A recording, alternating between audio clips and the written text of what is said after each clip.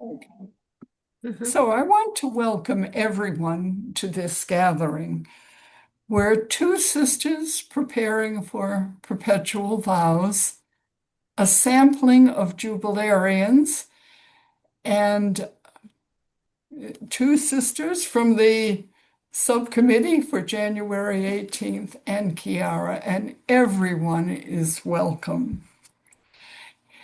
This conversation is part of our bicentennial celebration, and it will be aired on January 18th in 2026. You know that on January 18th in 1843, a group of Holy Union sisters professed vows for the first time. That's 183 years ago. They're part of that great cloud of witnesses that the scripture speaks of. We'll honor them, and we'll remember 6 other women who were significant in our congregation's beginnings. But we are witnesses to each other today, and you, preparing for final vows, celebrating jubilees, are witnesses to us. Jubilees and commitments encourage us to look back and to look ahead. How did we get here? What do we hope for the years ahead? We hope this intergenerational, intercultural conversation among 9 Holy Union sisters will be enjoyable for you, encouraging, and exciting. So, Yvette now will help us get started. Thank you very much, Carol, for the reminder you've given to us. Thank you for letting us, or bringing us into the context of our conversation. And so we all have the questions. As Carol rightly said, it is intergenerational, intercultural. So we will not have any particular order to go about. We just speak as we feel. The younger members who are preparing for final profession, you may just say something. We may not need to say all of our vocation story, just something that we would like our sisters and the world to hear about us. So I just leave it open where we are. You have the questions. Anyone that appeals to you, you can start with, or know what you feel like sharing. You are welcome.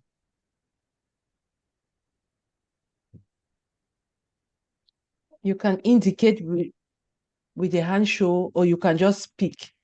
Just feel free, you can just speak. It's just that we should try that 2 people don't speak at a time.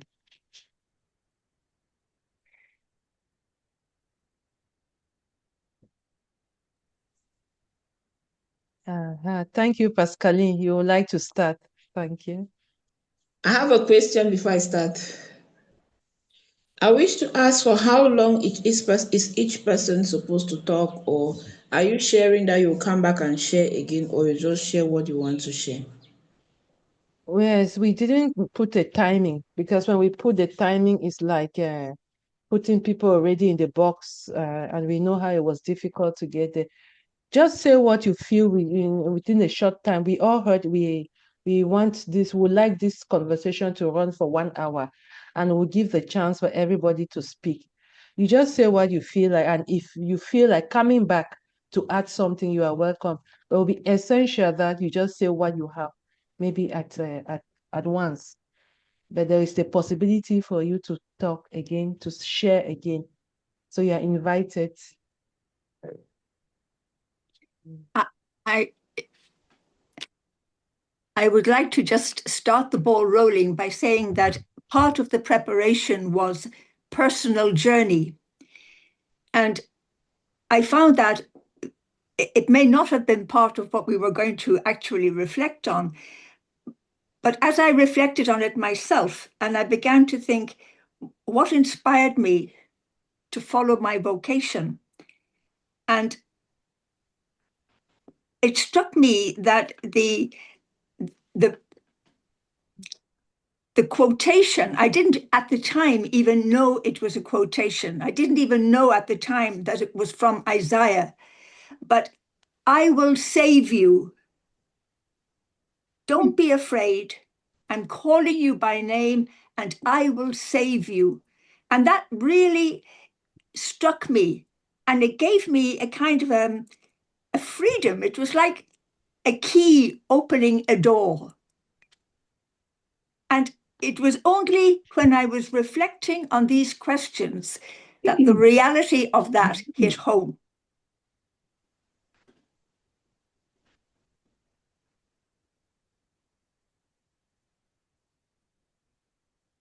Thank you. I will wish to suggest that after every sharing, we take maybe 3 seconds to just take in what we have heard, and then the next person.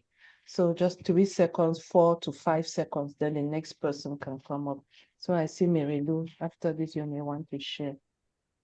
Yeah, thank you. Yes, the personal journey also struck me. I spent a lot of time on it.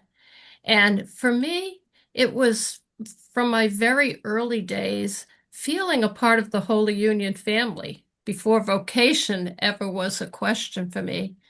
When I was very young, 3 or 4, I was taken up to the high school with my youngest aunt, and I met the sisters and enjoyed getting stars and angels on my head from them. And always, because Holy Union had been part of my mother's and aunt's life, I always felt something of always being in the family. And there was another moment before, again, vocation, but I think these are all little pieces that led to vocation.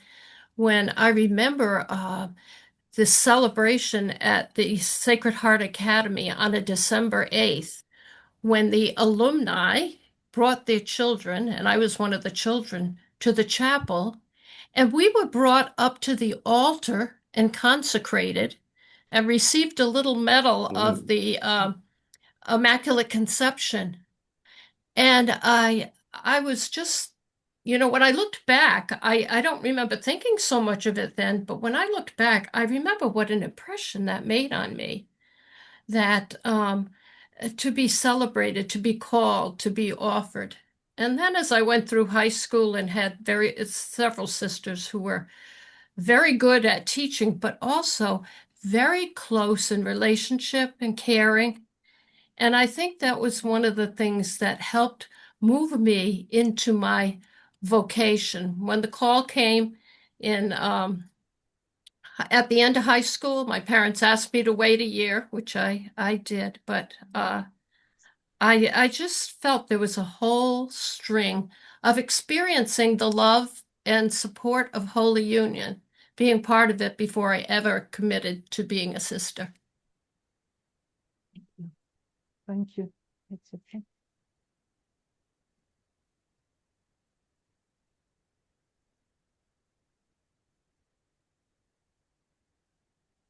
Yes, Pascal. So, what I'd like to share, following my reflection on the various questions, the first thing is what inspired me. I grew up in a background that was purely Catholic, and the environment was full. There were many nuns and many people around who inspired me, and at that moment, I nursed that desire to become one. But I faced a lot of challenges at that beginning that it was not very easy for me to finally respond to the vocation because my family was not for it. And one thing that has guided me throughout my life is this word from Romans 8, verse 28. Everything works well for the good of those who love God. Because as part of my journey, my mother had vowed at one point that I can't be a religious unless she dies. Fortunately, unfortunately for me, she died the same year I entered. And that has been my story that has run through all the experiences that I have gone through. Like I'll say, the lessons I have learned in my life as a Holy Union sister is really to trust in God in all situations, especially when it becomes difficult. I always try to see God's hand and to see the light at the end of the tunnel, to say, whatever I am going through will come out for the best, will come out to be what God wants for my life. And entering religious life very young, the enthusiasm and the zeal and the energy I came with, I would say I really, at this point, I'm even surprised that it's already 25 years since I entered. And one of my greatest joy is the energy and that I've been able to use, what I've been able to do for the years, and I see in the different ministries that I have worked in, that joy and that satisfaction of saying I was able to give my youth to God, I was able to do what I was able to do with the time and the different ministries that were entrusted into me. And one of the things I cherish most is the simplicity and who Holy Union sisters are, and the way from one generation to another, there is a unique spirit among us that whenever you meet a sister, even from another area, you feel this is family, this is Holy Union. And that is what makes me to be proud of who we are. And I think Holy Union for me is what I desire, and I love to continue living in it for the rest of my life. And even I still have to make another choice, I will choose Holy Union. Thank you. Amen.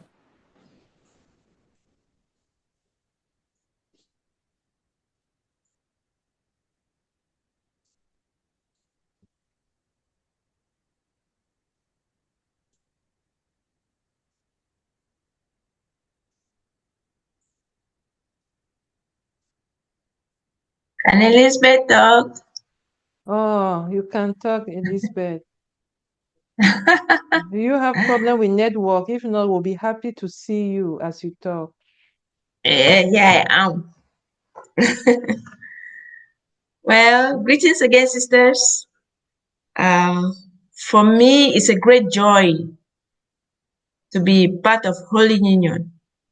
And it all started like a dream.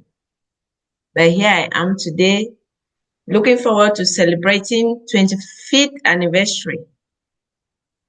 And during the Jubilee year, of course, I'm so proud of that. So for me, what struck me most when I saw the Holy Union sisters when I was in St. Mary's in Dub was the welcoming spirit. The welcoming spirit. They welcomed me and I loved them. And I saw the way the sisters were very simple. I said, I think this is my place. So I schooled in St. Mary's and I was in Form 5. And since I left general education to technical, and I was asked if I could go back to Form 3. I said, yes, so long as I become a sister, I'll go back I don't mind going back to Form 3. So that zeal, that fire was burning in me. And with that, I finished and I entered Holy Union. And what has been giving me joy, life, is still the union that we are all living as Holy Union sisters. Because in moments of challenges, I'll find my sisters around me, encouraging me. And I did my best to give out my energy wherever I was sent. And I'm still doing my best till today.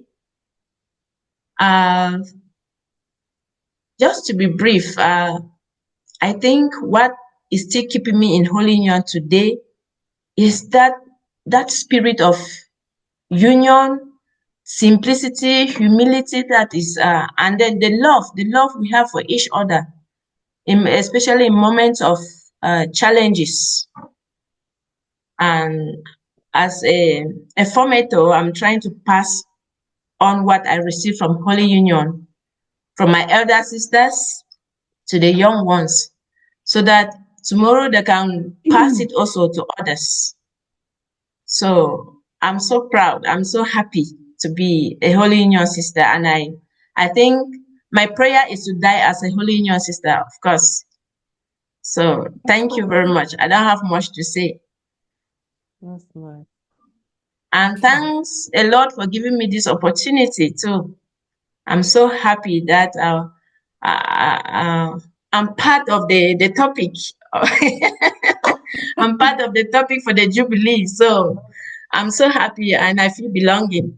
Thank you very much. Thank you. You're Thank welcome. you. Yeah.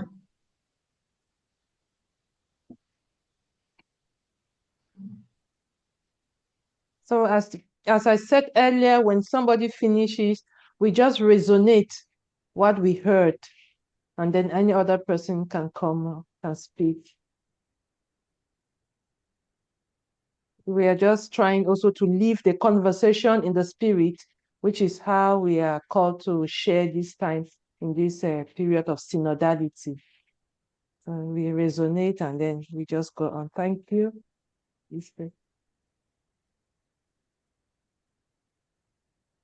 Yes, Cecilia, then Nancy. Sisters, for giving me this opportunity to be part of this sharing. When I received the question, I had a lot of time to reflect on it, and I'm happy that I'm sharing this with Sister Pascaline, who is here as my postulant mistress.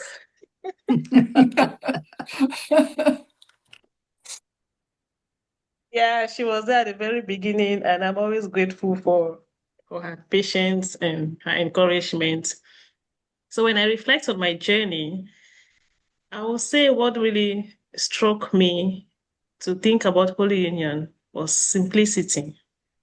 It is simplicity because even today I still see that very active, very it's like at the forefront. When I was still aspiring, I was always frequenting the novitiate community, and I was so amazed with the way the novices welcomed me, the way the sisters interacted, and I kind of felt like, oh, this is where I belong. And my decision to enter religious life was really welcomed by my family with mixed feelings. So I had a lot of challenges during my years of formation. And my father was really not for it. My mother was for it, but very timidly. You know, back home in Africa, when the father is not for something, you, the mother, you cannot really come in front and say, okay, I am for it. So they kind of support, but very timidly. So it wasn't easy for me during formation. There were times I left the postulancy and went home for holidays, and my dad would not give me transport to go back because it wasn't for him. He didn't find it normal. It was something very abnormal because, like, from my village where I come from, I am the first, and so it was kind of unheard of. My mother heard a lot of things. People said so many things. Oh, maybe she's going to join those kind of churches with all the kind of churches in Cameroon that we have. So people kind of think like it was one of those churches. So they really had little or no idea about what it is. So it kind of make it difficult for them and on my part too. But even with that difficulties, I still had the inner strength to continue.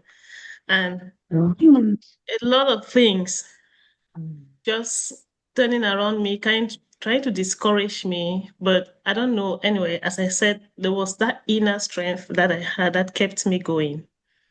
And one of the things that has really kept me going is after my first vow, my dad, who was there and I wasn't expecting, told me when I went home that I have chosen the better path. And I was kind of like, did it really come from you?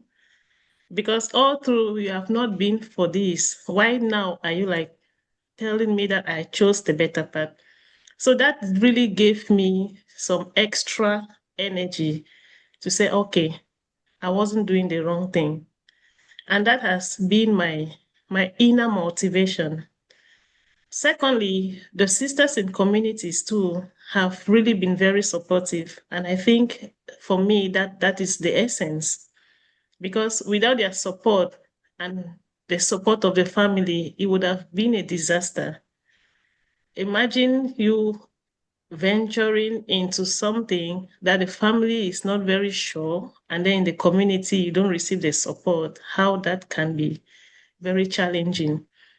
But in spite of everything, I have always been able to tell myself that in everything, I have to give thanks to God.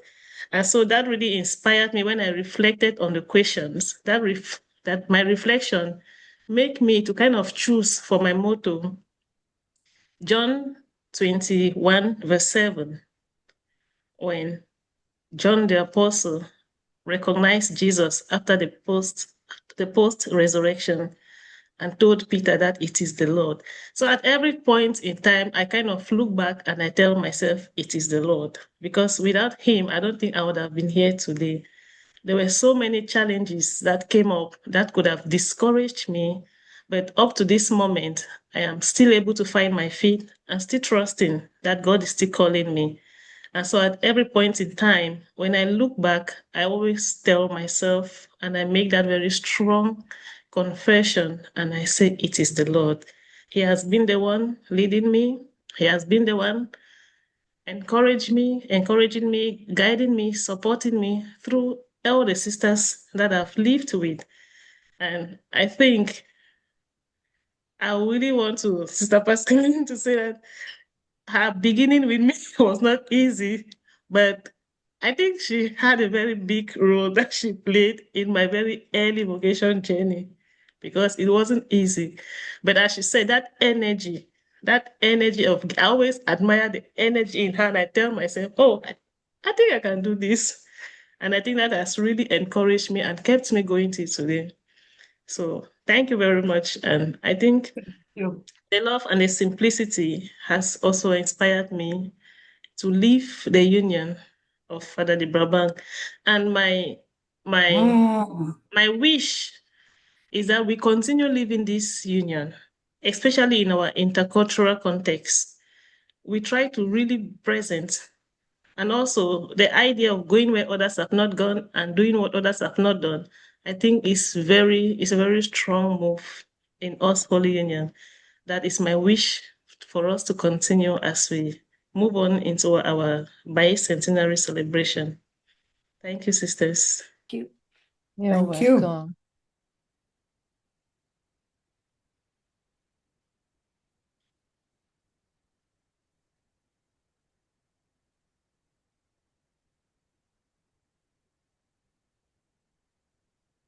Nancy, you wanted to speak? Yes, I think my story is going to be quite different from the others that we've heard because I did not meet Holy Union until I was in my mid-30s. As the sisters from the United States know, I had entered a large American community just out of high school. And for reasons that I'm not going to go into here, decided that that was not where I was meant to be and left the community. And as God's hand, the Spirit would have it, I got 2 jobs at St. William of York Parish and School in Baltimore. First as parish organist and then as a middle school language arts teacher. I had never heard of Holy Union before then. And as I got to know the sisters, much of what has been said was what struck me. The care they showed for each other, and I knew 2 sisters in that house did not get along personally, but they still cared for each other and looked out for each other. The simplicity. I saw that the Holy Union sisters were themselves. They weren't trying to conform to some sort of a ideal sister. And that was mainly it, their simplicity, their care for each other, their genuineness. And one of the sisters asked me, that I was teaching in the school at this time, to take another sister to her home for the Christmas holidays. And she would drive along so that I was not driving back alone. It was probably about a 2-hour, 2.5-hour drive. And on the way back, hit a freak ice storm and was in a very bad accident. And the sister who was with me was not seriously injured. I was. And I've often called this my St. Paul moment, like I got knocked off my horse. I had been thinking about Holy Union, but having had one, let's say, unfortunate experience, I was a little bit hesitant. Well, I was injured severely enough so that I was not able to work and pretty much out of commission for a couple months, which forced me to assess my situation. And I decided I would move ahead with exploring Holy Union. Carol was the provincial superior at the time and was most welcoming, as were all the sisters in the Baltimore area. So I was almost 40 when I formally entered Holy Union. So at this time, I was making much more mature decisions than I had made the first time. And truthfully, I have never looked back. It has been a wonderful journey. I have made many close friends. And even when we were still two provinces, I felt very much a part of both. In fact, in my initial explorations with Margaret Kernan, I didn't realize we were two provinces, because I was welcomed just as much by the sisters in the former Groton province as in the Fall River province. And my time in Holy Union, I taught for a while. And due to Holy Union, I have had some wonderful experiences, especially my international experiences, that I would not have had otherwise. And I've always been grateful to Holy Union for the support, the encouragement, the acceptance, and I'm just glad to be a part. Amen. Thank you very much.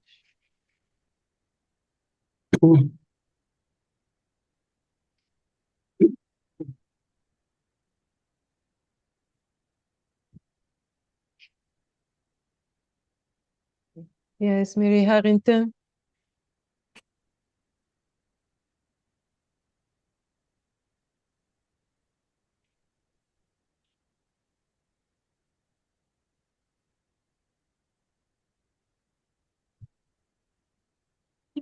Okay. Thank you. I think I can link with many of the stories and the experiences, but maybe when Pascaline, when you spoke about your family background and so on, that question, what inspired me, I think what inspired me was some sort of I think I was pursued by God rather than the other way around. I'm not sure about that. It took me a long time to make my final decisions. And my family were not very supportive. My mother definitely not. My father said, well, let her try it. She'll be home in 3 months. Either she will come or they will send her. But it didn't happen. So, here I am. And each story you were saying, Yvette, to resonate. And I can feel that resonance like that. And I think maybe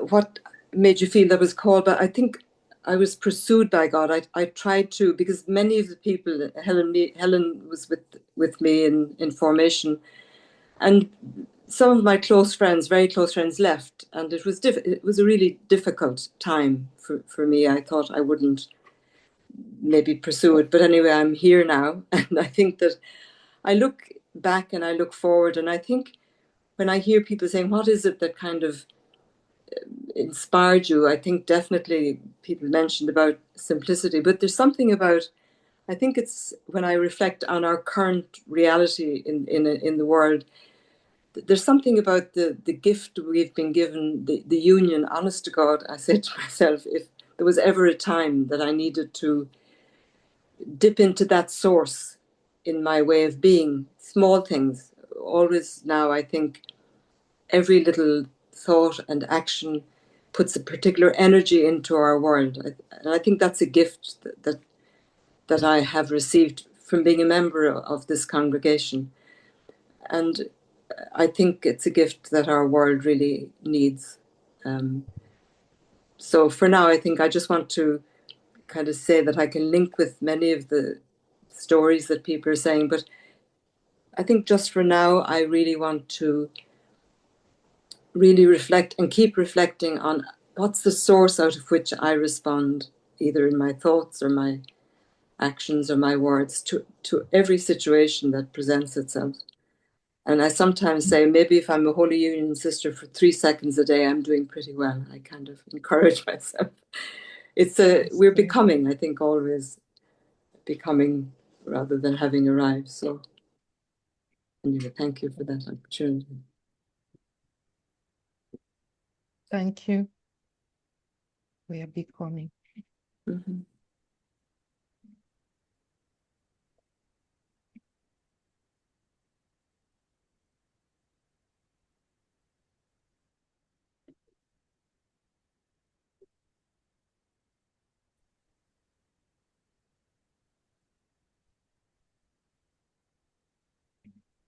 Yes, Paula. I had Holy Union my whole life from kindergarten through high school. And I just felt a part of the sisters. Okay, And sister, sorry, my network has been disturbing. I was not able to follow from where Cecilia started, and I'm just able to rejoin now. No problem. Thank you for coming back. We understand the environment and the situation. Sorry, Paula. no problem. I understand network trouble. But being part of Holy Union, having Holy Union a part of my life for all of my formative years was very important. And the experiences, especially that I had in high school, where we had the opportunity to reach out to the poor. I always wanted to be a teacher. The example of the Holy Union sisters I had, but also this other element of being able to reach out and serve, I think was really the inspiration for me to look at Holy Union.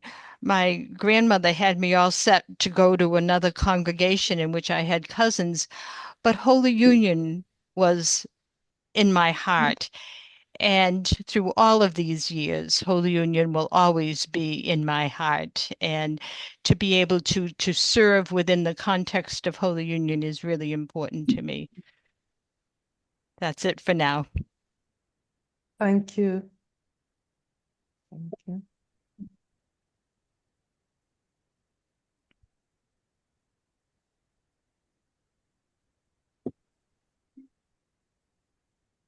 Yes, Mary Lou. You may have to unmute. You are muted.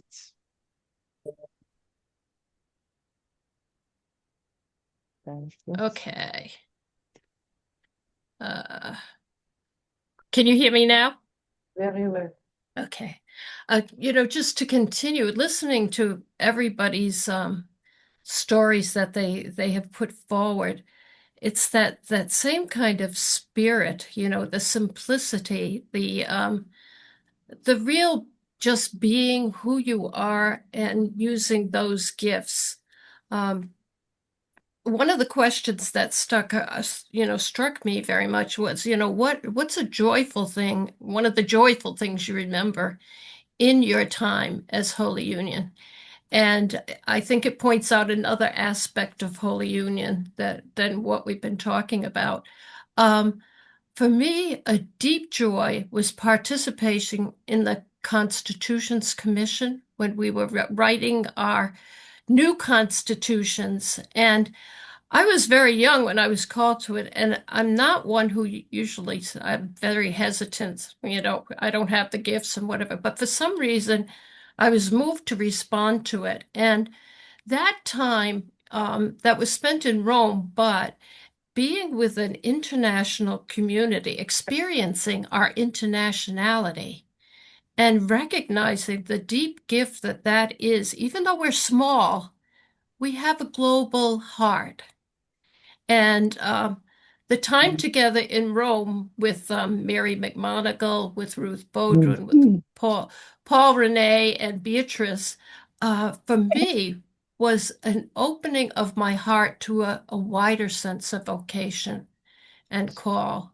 And it was just a really profound time. And at the same time, with that small group, having the privilege of receiving the feedback from all the areas of the congregation and what was being lifted up of our essence as a congregation, it was amazing to me how united, how we were very much the same in our difference.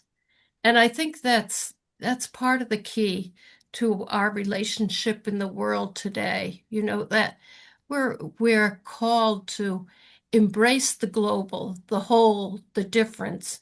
And now, even beyond the differences in culture, all of creation. I think I see the whole evolution of our congregation, and it gives me great hope, even though we're small, and in some areas we're diminishing in numbers, in other areas we're growing. God's Spirit still kind of lifts up. And during my time as a Holy Union sister, I've had several people who are not Holy Union sisters pick up the very essence of what we've been saying this morning, the simplicity, the presence, and the relationship, which is key. And my hope is that we can continue to be that yeast, that seed for that wherever we are, to heal the wounds of division and violence that are so prevalent now. Thank you. Thank you, Miranda.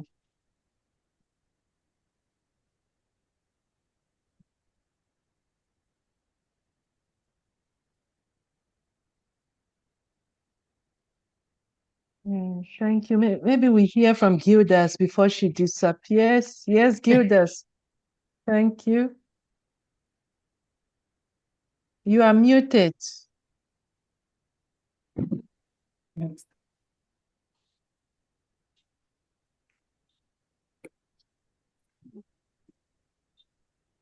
Are you speaking? We can't hear you. All right, sister. Thank you. Yes, I've really been struggling with network. I've not been able to follow all through. At least I follow, but from when Cecilia started sharing, I have been on and off. I didn't follow her all through, and I'm just able to join now again. So thank you. As for me, what I have to share after going through the question, my inspiration growing up like any other young girl from my place of origin, it was rare to have religious there. But then I just felt this emptiness in me, and I felt a desire to serve God in a special way. And so, with this, I kept wondering and seeing what to do. So I shared with my aunts who directed me to Holy Union, and that is how I got to know Holy Union. So when I met Holy Union, it was nice. The simplicity of the sisters and the way they dress, the fact that I was not going to be tied down to a pattern of dress for the whole of my life, it was so touching for me. And the times I spent during live-in and getting to know more about the sisters, I felt I was at home. It was like, this is actually what I have been looking for. So with all of this, it kept me going, and for the reaction of my family, it was a mixed reaction. It was a mixed reaction. My father was a kind of disappointed. My mother was, but they were lukewarm. Nobody really held me back. But looking at them, I saw a mixed reaction. But at the end of the day, my father told me, by the way, when you deliver a child, it's not her heart that you have delivered. So even though he was disappointed, he said I should do what I wanted to do. So that is how I found myself in Holy Union. And being in Holy Union, what has kept me till today is the joy that we share together, the concern, and especially when my mother's health was poor, it was time for me. I really felt I was not alone. I felt there are times I would just sit and I will be told, this sister came here. They will call me to say, this sister came here. So it really left a mark in me saying, I am not alone. I really belong somewhere, that they really know me. They think about me and they care about me. And that also left a lot of mark in my family, because each time they always say, those your sisters, they are wonderful. Thank you. Thank you. It's beautiful. Thank you.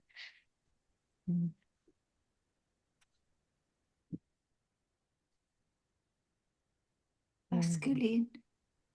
Yes, Pascaline. Yeah, before Pascaline, I just wanted to thank you. We have all had a first sharing, and what resonated most is about our simplicity, our call to be, our support for one another, collaboration, love, and others. So why I'm saying this is just to say, as you share again, if you feel like to say something also, you may want to ask maybe a younger member or an elder member something more, their experience, maybe not too personal, but something that has kept you going, maybe with challenges or with joys. How do you navigate all through this? So you may just have also that at the back of your mind as you may want to share something. It's so beautiful, the sharing, very enriching. Okay, Pascaline, you're welcome. Yes, I just came back to say one thing, that our sharing this evening makes me remember the song we are companions on a journey. And the fact that we are companions on the journey is a big encouragement for me, because as I said, I'm daydreaming, that is already 25 years. At the same time, when I see the other sisters who have celebrated 70, 50, it is a big source of encouragement for me to say I can do it. And with God, everything is possible, and that God is with me. So thank you very much for being that sign of hope for me and a source of encouragement by what we have been able to live, and I've been able to live with you at different times for the past 25 years. And thank you, Sister Carol, as you reminded me the other day of my 18th birthday when I entered. I entered before celebrating 18 years, and she was there when I was celebrating that. So, just to thank you very much for those signs of hope, the encouragement, and the companionship. And we are going on because you are there and because of the example you have left. Thank you. Thank you. You're welcome.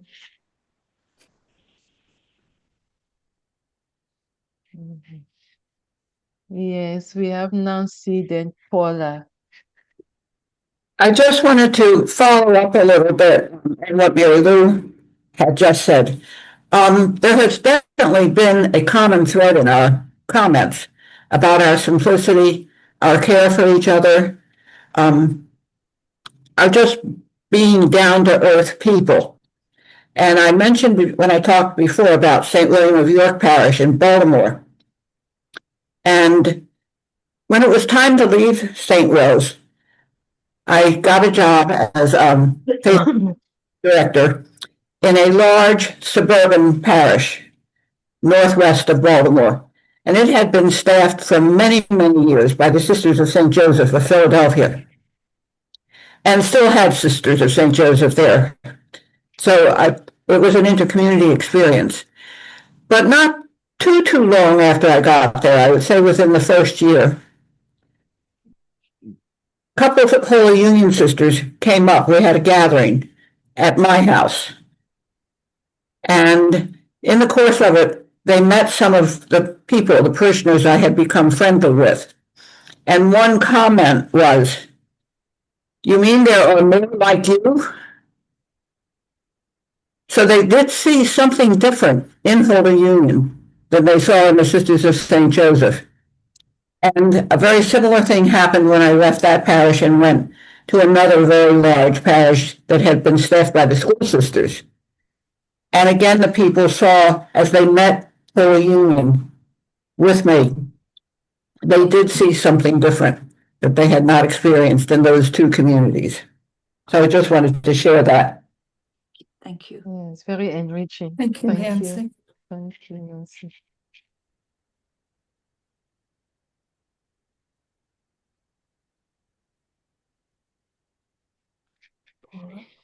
Anna, you wanted to speak? I do.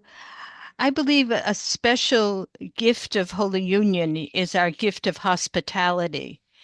And for me, probably my most profound joy has been in welcoming sisters when we have an international meeting of people coming from all different parts of the congregation, and there's deep joy and warmth in greeting. And we can go to any place in the congregation, and there is a special, deep, sisterly, loving welcome. And this is hospitality.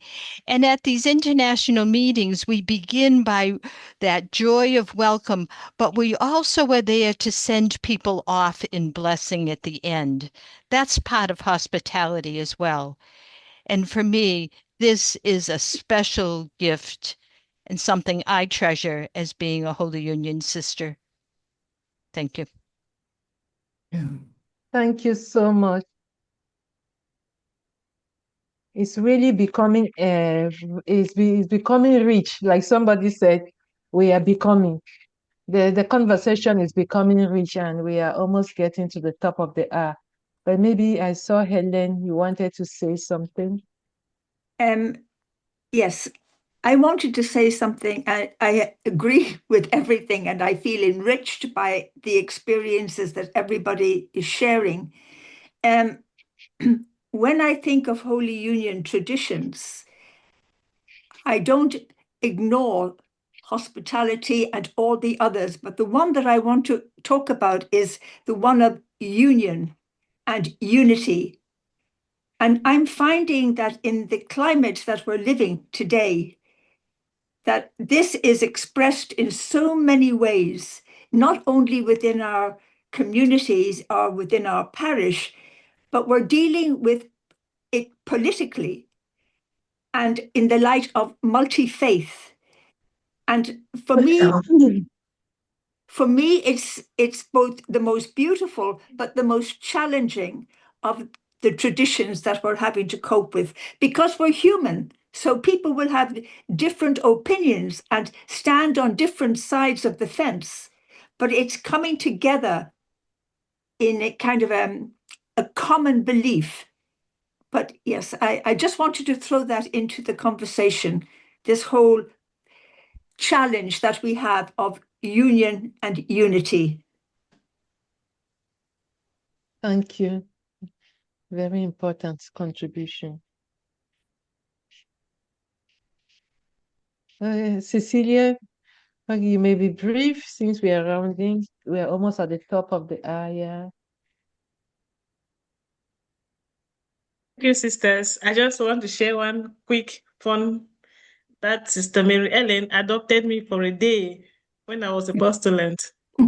We had a parents gathering, and then my parents did not show up. So everybody's parents were there except mine. So on that day, she adopted me and she said, "Okay, I'm going to be your parents for today," which for me has left a very big and impressive mark on me.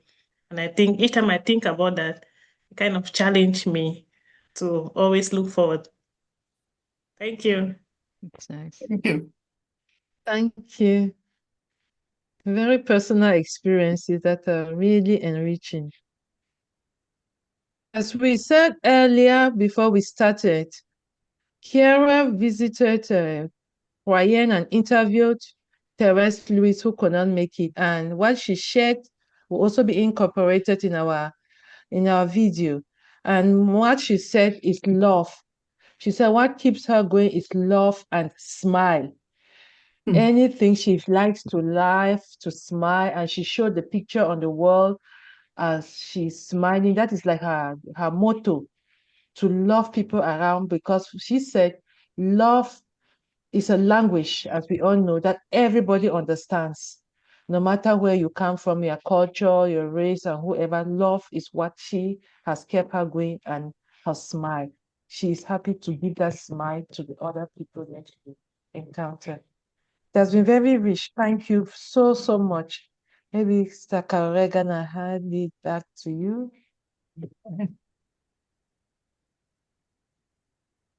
Okay, well, it has been a wonderful, rich conversation. Thank you all so much. Several of you mentioned something that has stayed with you over the years, and I'm going to pick up on something Mary Harrington said that reminded me of something that I've carried over the years.